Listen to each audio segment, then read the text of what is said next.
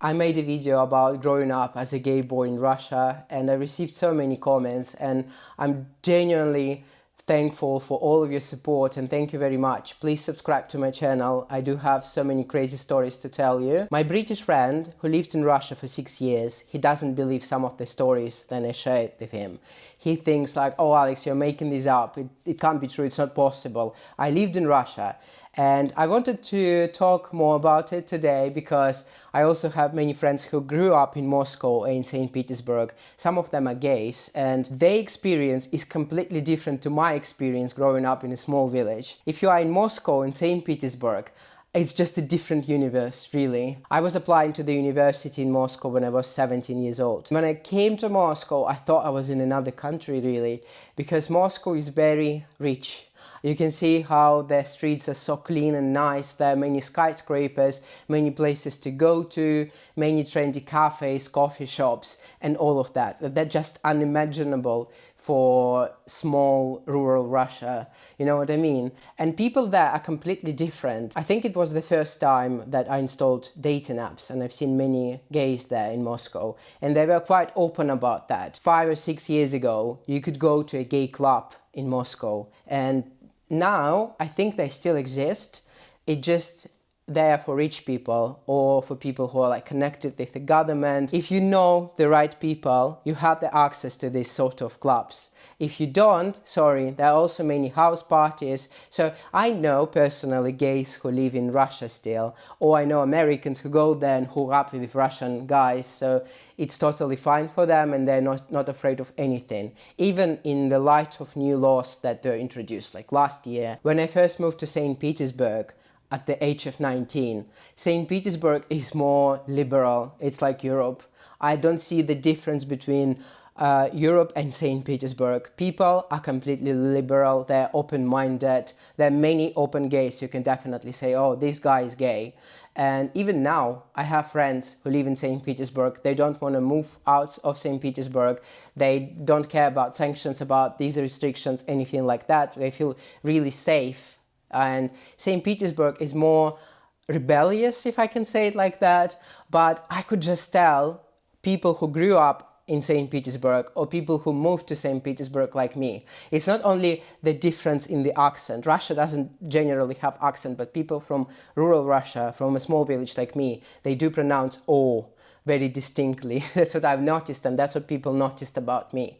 But people there are more open-minded, more clubs, more interesting venues to socialize, and you can just tell who is gay. Also Moscow, St. Petersburg, so many places to go to, many cafes, restaurants, other things, and it just looks very nice. That's why tourists who go to Moscow and St. Petersburg, they generally have the best experience.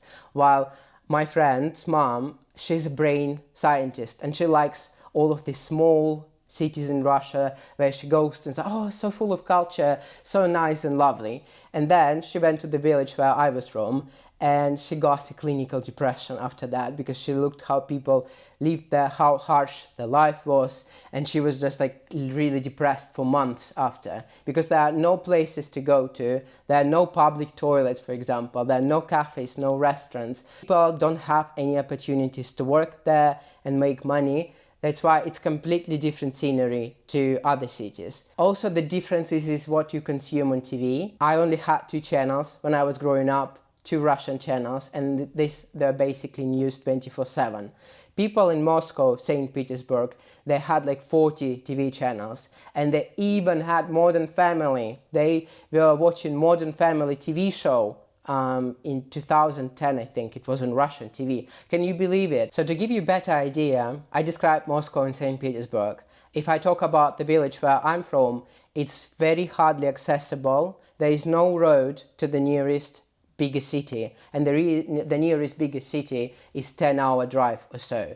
To Moscow, you have to drive for 17 hours by car or so. People in the village, they know everything about each other.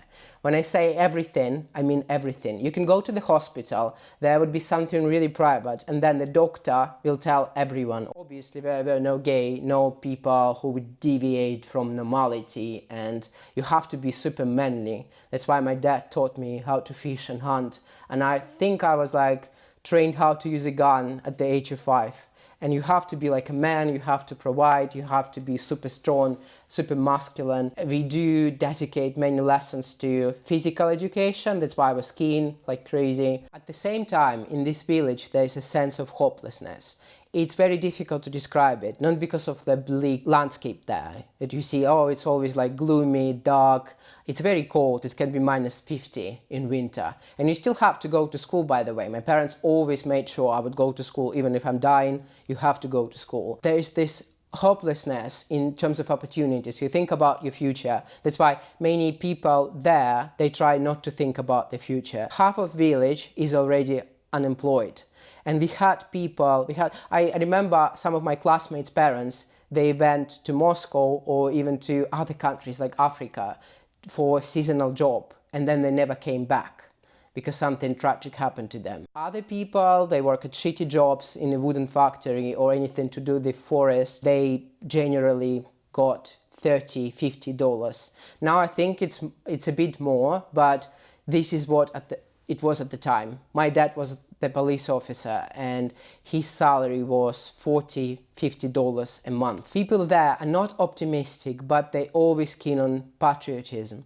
They're always like, oh, we live better than some rural villages in the USA. But if you go to rural villages in the USA, they still have many places to go out, they still have sense of community, belonging, they have many amenities compared to people in these remote villages in Russia that they don't even have a toilet or they don't have natural gas. Oh God, this is a hassle actually, how to heat up the house in this Russian village. So you have to chop wood, then you have to heat the whole house, you have to add water to the radiator, and then you have to constantly heat up the house because there's no central heating there at all. People spend a lot of money to buy wood for the house heating as well. And they are always promised that there's going to be gas soon. The government is taking care of them, there's going to be gas soon, just wait for a few months. And I think my parents are still waiting. It's been 25 years. They've always been promised every year there's going to be gas soon, central heating, they're going to have it, but it's not happening. They're so patriotic, so proud of the country, because they always watch news 24/7. They always think there is a danger in the West. Do you know how many times my parents called me and said they've seen something horrible about the UK on TV? They believe in this and they always think, oh, we are so lucky, so happy to be here. Also, there is a difference in school. When I visited schools in Moscow, Saint Petersburg, and I also worked in school for 2 years, these schools are completely different to the school where I was growing up in. My school was really derelict building. Senior school people, they always bullied the younger school kids there. I was always called any F and G word possible there. I got into many fights there as well. You have to do sport, you have to do some manly chores. We didn't have a proper cleaning in the school. Kids had to do, it's called like a week of chores. So if your class is chosen, then you have to clean the whole school. And this was common. And then I now tell that to people from Moscow, Saint Petersburg, they just don't believe me. They just like, how can it be? It's not possible. Army service is the next big thing. Some of my classmates were crazy about, I want to go to this army, I'm going to go to this unit. My dad wanted me to go to the army because people who go to the army in Russia, after certain period of time, after 5 years or so, they can get a flat from the government. And my dad always was obsessed about it, that I should get a flat. I think we were lucky because we've been living with other families before I was born. And then because my dad was in the military and he was a police officer, and because he had 2 children at the time, we got a government subsidized apartment and we were living alone. Before that, they were living with 3 other families, if not more, in a small room. When you are in school, I think I was in 9th or 10th grade, and there's this army person coming to us and saying, what would you like to do? Would you like to be a real man? If you want to be a real man and protect your family and have some real opportunity, then you should go to the army. And they tell you all of the advantages, and they also scare you. Army service is compulsory in Russia. Then I was working in Saint Petersburg. It happened that my army office found out, I was supposed to do a compulsory military service. At this time, I had to travel to San Francisco. So I arrived to San Francisco in the USA. I saw San Francisco, I couldn't believe my eyes. It was just like another experience, and I saw these gay people, gay couples, and they were holding hands, and I was like, oh, wow. At the same time, I had problems with the army office. They contacted me through the social media. I had VK account. VK was like a Russian Facebook. And they were basically texting me, asking me for money. Either I would do compulsory military service, which at the time was 2 years, I think. So you're basically wasting 2 years of your life. And then many people who went to the compulsory military service, they were either bullied, mistreated, or they were building big houses for some people from the government or senior officials. So I got this invitation to join the army. I was like, oh no, sorry, I'm traveling. And then I was, back in the day, I think I was applying to Canadian university just to stay abroad. I replied to them, I have an offer from Canadian university, business degree, please don't contact me. And they were acting like crazy. They just found out I have money. They thought I had money, and they were asking me for $200,000 as a bribe, basically. Obviously, I didn't have this money, and these are the crazy money. At the time, my dad's pension was $25, and the average salary in my village was $35. If somebody asks you $200,000 as a bribe, that was crazy. So I didn't pay it, I ignored them, and then I was in San Francisco. They basically called me via WhatsApp. I'm not sure where they got my number from, and they said I would have many problems, and they were cancelling my Russian passport. So they were like, we are cancelling your Russian passport right now. Obviously they were bullshitting me. They weren't actually cancelling my Russian passport. I had to return to Russia. So I returned to Saint Petersburg. I was detained. They were asking me questions for 6 hours, many questions about the USA, what I was doing there, but I was working for the American company that had an office in Saint Petersburg. That's why part of my job at the time, I was already going to the States many times. And I wanted to play by the book. I didn't want to request any permission to stay in the United States, if you know what I mean, even though I could do that. The big part that shaped my student experience in both university and in school in Russia was speech impediment that I had. So basically, I think it's called stammering. So when I was speaking Russian, I couldn't pronounce words, many words. So I was like, and it was only when I was speaking Russian. When I was speaking English, nothing like that happened. That was fascinating. At the same time, I confided in my Russian language and literature teacher, and I told her about that. I was like, please don't ask me to read things out loud because I had this thing and it's embarrassing, and then I would be even more bullied. And you know what she did? She then asked me every day when there was a Russian lesson and we first have to read rules of grammar. She asked me to read it out loud. And obviously I had an issue, and it's lasted for a year or so. I think I only cured my speech impediment when I was in the university and I was learning French. And for some weird reason, learning French cured it and it helped me. I was asked in the comments to talk about dating a gay guy from Russia. I would generalize now, big disclaimer, but what I see abroad in the UK and in the USA, I see two types of Russian gay guys. The first type is usually Russians who reminisce about Russia. They're from Moscow or Saint Petersburg. So they would appreciate the life abroad in Europe or in the US, but they also go to Moscow, go to Saint Petersburg the first chance they get.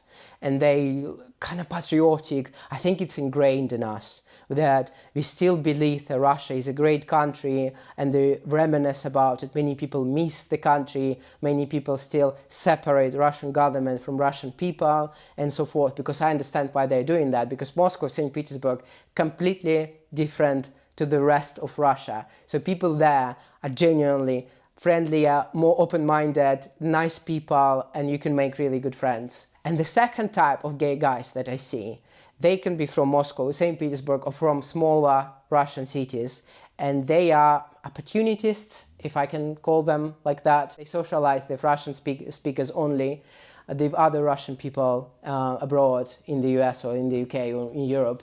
And then they also tried to find relationship quite fast. They would be in open relationship, and then they tried to use a foreigner for a passport just to get citizenship. It is really sad because I've seen many of these stories in the United States that a younger gay guy would really use and treat harshly an American guy. Behind their back, they would say really bad things about them. So they were just using them for opportunities, for rent-free life, and for the passport, really. Then I hear these stories. I try not to judge. I try not to judge and I try not to generalize.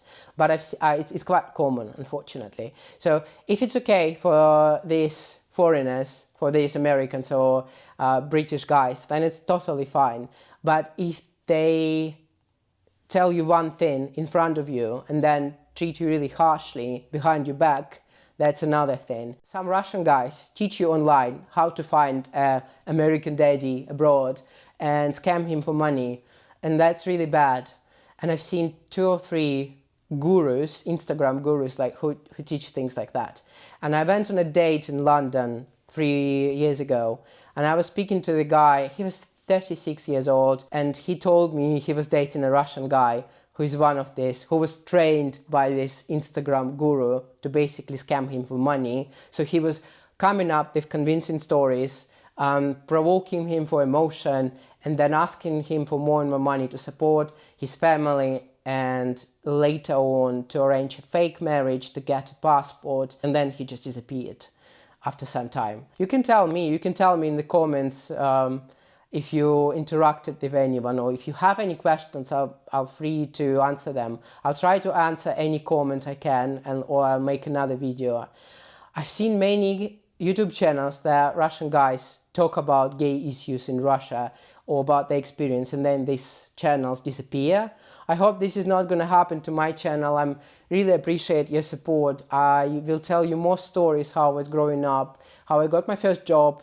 It's quite fascinating as well, and how I moved abroad. So thank you for staying up with me.